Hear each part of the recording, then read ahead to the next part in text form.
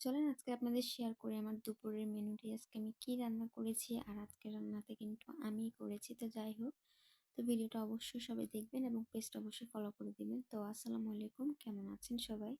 তো আমি যেহেতু ডালটা আগে থেকে রান্না করে নিয়েছি, সো আমি ডালটা আগে বাগার দিয়ে দিচ্ছিলাম আর কি। পেঁয়াজ, মরিচ, রসুন, তেজপাতা সবকিছু আমি দিয়ে ভালো করে ভেজে নিচ্ছিলাম, একটু লাল লাল করে নিবো আর কি।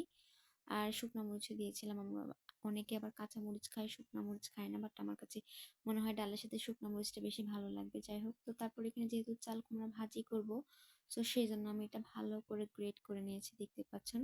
আমি হাতে কুচি করতেও খুব একটা, মানে আমার কুচি হয় না, তো আমি গ্রেটার দিয়ে করে নিয়েছি। তো ফাইনালি যে ভাজিও চড়িয়ে দিয়েছি, দেখতে পাচ্ছেন। আর যে পরিমাণ গরম পড়েছে, থাকা যাচ্ছিল না চুলার ধারে।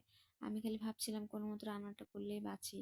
তো যাই হোক, এই যে পটল ভাজা আমি শুরু করে দিয়েছি, দেখতে পাচ্ছেন। আর পটল ভাজা না আমার অনেক পছন্দের। হ্যাঁ, যারা পছন্দ করেন অবশ্যই কমেন্ট করে জানাবেন। তারপর এই তো ফাইনালি আমার চাল কুমড়া ভাজি কিন্তু অলরেডি দেখতে পাচ্ছেন হয়ে গেছে। আমি বাটিতে সুন্দর করে সার্ভ করে নিয়েছিলাম। দেন তারপরে যে ডালটাও অলরেডি হয়ে গিয়েছে। তারপরে যে দেখতে পাচ্ছেন আমার পছন্দের পটল ভাজা ভালো করে ভেজে নিয়েছি। তো আজকের ভিডিও পর্যন্ত, সবাই ভালো থাকবেন।